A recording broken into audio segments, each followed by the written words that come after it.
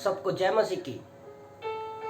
पिता के घर में आज़ादी है, पिता के घर में आज़ादी है। जब हम वचन को पढ़ते हैं, रोमियो की किताब अध्याय 8 वचन 15 से लेकर 17 तक, रोमन चैप्टर 8 वर्स 15 to 17 लिखा है, क्योंकि तुम तो दासत्व का आत्मा नहीं मिला कि फिर भयभीत हो, परंतु लेपालकपन की आत्मा मिली है, जिससे हम हे पिता हे अब्बा कहकर पुकारते हैं।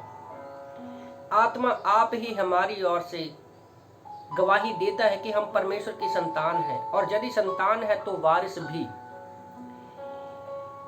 परमेश्वर के वारिस और मसीह के संगी वारिस हैं। जब हम उसके दुख उठाए तो उसके साथ महिमा भी पाए। तो पिता के घर में आज़ादी है। एक्चुअल में ये जो मैसेज है, मैंने फादर्स डे के ऊपर परमेश्वर ने मुझसे ये बातें किया था, पर कुछ रीजन की वजह से मैं इसको नहीं प्रीच कर पाया। पर आज मैं आप लोगों को बताना चाहता हूँ कि पिता के घर में आज़ादी है। पिता शब्द बहुत ही मायने रखता है। जैसे जीवन में हम देखते हैं कि माँ शब्द मायने रखता है, उसी तरह से पिता शब्द भी बहुत मायने रखता है। याद रखो, माँ शब्द बिना पिता के कुछ नहीं है। और हर एक व्यक्ति के लिए पिता बनना संसार में सौभाग्य की बात है। और हर पिता एक पिता ही नहीं बनना चाहता, बल्कि वो एक अच्छा पिता बनना चाहता है। उसी तरह जिस तरह एक माँ के दर्द को हर एक व्यक्ति को पता है कि माँ का दर्द क्या होता है, उसी तरह पिता के दर्द को हर कोई व्यक्ति नहीं जान सकता। ये बात आप याद रखो। माँ की 9 महीने की पीड़ा तो सबको पता है, पर एक पिता की पीड़ा को हर कोई व्यक्ति महसूस नहीं कर सकता। कई बार लोग अच्छे पिता नहीं बन सकते, कई बार लोग संसार में अच्छे पिता नहीं बन सकते, क्योंकि जो पहले अपने पिता से उन लोगों ने सीखा है, या उनके पिता ने उनके साथ किया है ना, तो वही वो अपने बच्चों के साथ वही करते हैं, और वो एक अच्छे पिता नहीं बन सकते। पिता क्या है, मैं कुछ पॉइंट लिख रहा था। जैसे पहला पॉइंट है, पिता एक घर की तरह है। पिता एक घर की तरह है जिसकी छत के नीचे हम सेफ रहते हैं। जब हमारे पास घर होता है तो हम एक सेफ रहते हैं कि चलो अपना घर तो है, भले भाड़े का है, रेंट का है। तो पिता जो है एक घर की तरह है जिसमें हर कोई बच्चा अपने आप को सेफ महसूस करता है। दूसरा पॉइंट मैं लिख रहा था, पिता एक फलदायक पेड़ और घनी छाया देने वाला पेड़ है, फल देने वाला पेड़ की तरह है। गर्मी के दिनों में जैसे हमें एक पेड़ की घनी छाया की जरूरत होती है क्योंकि वो ठंडी होती है, उसी तरह से पिता जो है एक घनी छाया, ठंडी छाया देने वाला पिता है। और एक पेड़ जैसे हमें फल देता है, तो पिता भी एक फल देने वाला पेड़ है। तीसरा पॉइंट मैं लिख रहा था कि पिता जो है एक छतरी की समान है, एक छाते के समान है। वो जैसे छाता हमें बारिश से भी बचाता है, और छाता हमें धूप से भी बचाता है। तो पिता एक छतरी की तरह है। चौथा पॉइंट मैं लिख रहा था, पिता की उंगली का सहारा। पिता की उंगली का सहारा। लोग सोचते हैं कि 9 महीने माँ ने बच्चे को अपने पेट में रखती है ना, पर अगर जिस दिन उसका जब एक पति को पता चलता है वह पिता बनने वाला है, ज़्यादातर माँ के विषय में लोग सोचते हैं कि माँ के पेट में बच्चा आ गया है, उसको 9 महीने वो संभालती है। हाँ, वो एक ठीक है, पर एक पिता की जिम्मेवारी उसी दिन से स्टार्ट हो जाती है जिस दिन एक बच्चा गर्भ में आता है, क्योंकि उसको पता है कि अब उसकी जिम्मेवारियां बढ़ गई हैं। एक पिता अपने बच्चे की केयर पैदा होने के बाद नहीं करता, जिस दिन से उसको पता चलता है कि वो बाप बनने वाला है, पहले दिन से ही उसकी केयर करना शुरू कर देता है। और तब उसकी वो केयर भी करता है, जिम्मेवारी भी करता है, और जिम्मेवारी भी लेता है और चिंता भी करता है। वह अपनी पत्नी के साथ साथ उस होने वाले बच्चे का भी ख्याल रखता है।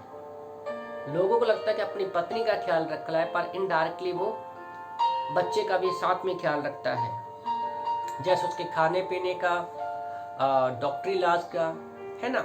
हर एक छोटी मोटी चीज़ों में, घर के कामों में वो ख्याल रखता है। ज़्यादातर लोग इस पार्ट को भूल जाते हैं। ज़्यादातर लोग इस पार्ट को भूल जाते हैं कि एक पिता कैसे अपने होने वाले बच्चे की केयर करता है, कितने वो सपने बुनता है, कितने वो सपने सजाता है।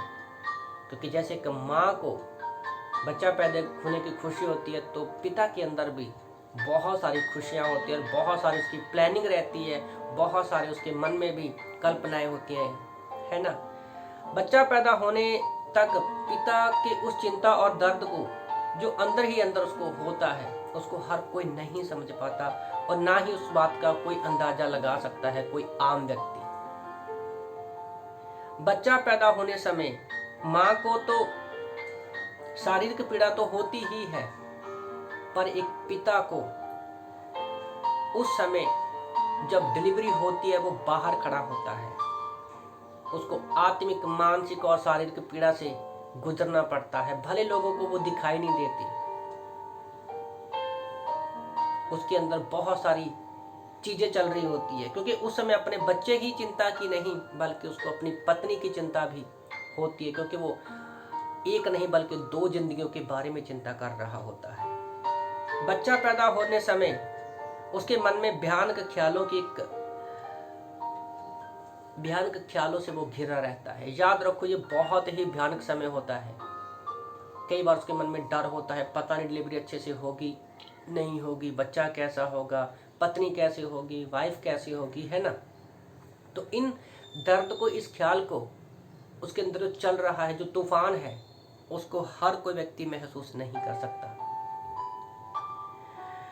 एक आदमी तब कंप्लीट होता है जब वो एक पिता बनता है। ये चीज बाइबल में भी, यही सारी चीजें जो मैंने अब तक बोली है, हम इन सारी चीजों को बाइबल में भी देखते हैं। जैसे यीशु मसीह का धरती पर आना, हमें पता है कि हम सब क्या है, पापी इंसान है। ओके, यूहन्ना की किताब अध्याय 1:12 के अनुसार यीशु मसीह देहधारी हुआ। पर मैं यहाँ पर आप लोगों का ध्यान जो करवाना चाहता, यूहन्ना की किताब अध्याय 1:14 के अनुसार यीशु मसीह देह धारण किया उन्होंने।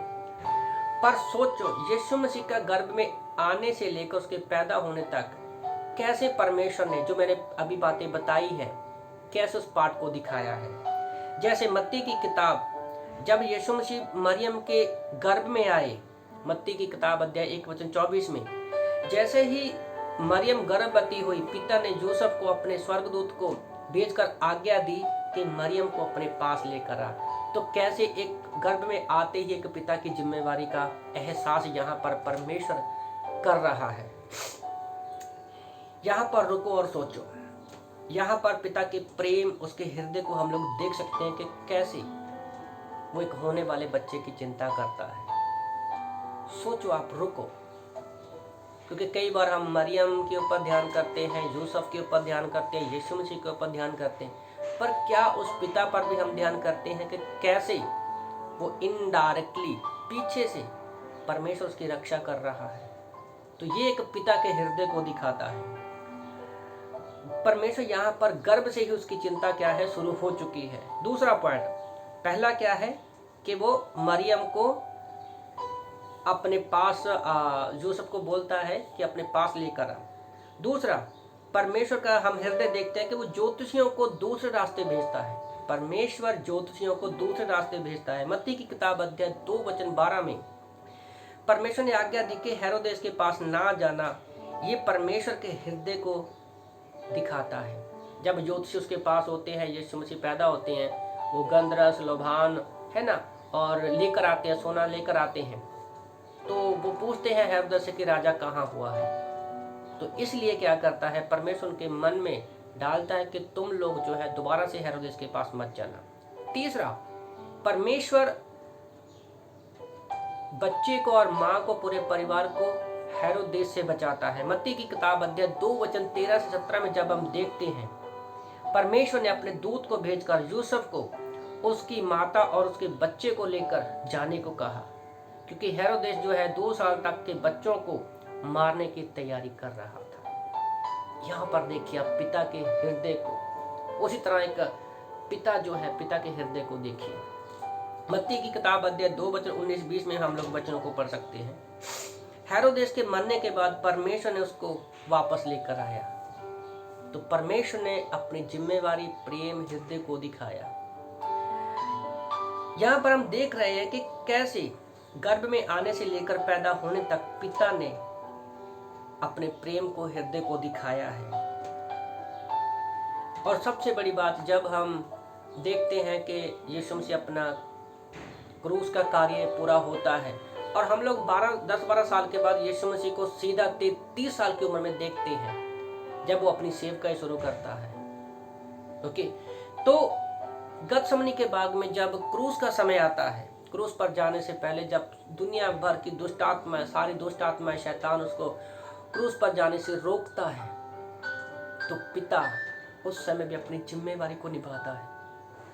मुसीबत में उसके पास एक स्वर्गदूत को भेजता है उसको संभालने के लिए, है ना। क्रूस पर सोचो, जब पिता यीशु से अलग हुआ तो यहाँ परमेश्वर चाहता था कि यीशु से अलग हो। जब यीशु मसीह क्रूस पर गया, क्या परमेश्वर चाहता था कि वो अपने बेटे से अलग हो? कभी भी नहीं चाहता था परमेश्वर। आप हृदय को देखो तो याद रखो, परमेश्वर हमसे प्रेम करता है, वो हमारा पिता है और पिता को धरती पर रखा है ताकि हम, जो हमारा स्वर्गीय पिता है, उसके हृदय को हम लोग समझ सके, देख सके। जैसे हम लोग यहाँ पर देखा रोमियो की किताब अध्याय 8 वचन 15 से लेकर 17 में, तो यहाँ पर भी बहुत सारी बातों को आप देखना, ये नॉर्मल घर में एक बच्चा महसूस करता है। जैसे घर में हम कैदी नहीं है, हमारे पास एक आज़ादी का आत्मा है ना, और घर में कोई व्यक्ति भयभीत नहीं होता है, और हम अपने पिता को हे पिता, हे अब्बा कहकर पुकारते हैं, तो हम लोग उसके पिता के वारिस हैं। पिता ने हमें डर में, पिता के जब घर में होते हैं हमें डर नहीं है, हम किसी अपने आप को दास नहीं समझते हैं, हम उसके गुलाम नहीं है, हम उसको पिता कहते हैं। ओके, और हम उसकी संपत्ति के वारिस हैं। पिता ही है जो हमें प्रॉपर्टी देता है, हमें वारिस बनाता है। तो और भी बहुत सारी बातें हैं, पर मैं चाहता हूं कि आप लोग इन वचन को सुने, मेडिटेशन करें, और अगर आप एक पिता हो, पिता बनने वाले हो, तो आप इस बात को अच्छे से समझोगे। अगर फ्यूचर में आप पिता बनोगे तो आप इनको याद रखो, क्योंकि पिता के घर में आज़ादी हो। याद रखो, जब पिता ऐसा होना चाहिए जैसे आज हम यीशु मसीह में अपने आप को फ्रीडम महसूस करते हैं, बिल्कुल आज़ाद महसूस करते हैं, है ना। उसी तरह से हमें भी एक ऐसा पिता बनना है कि हमारे बच्चे अपने घर में बिल्कुल आज़ाद महसूस करें। तो इन वचनों से प्रभु आपको आशीष दे। आमीन।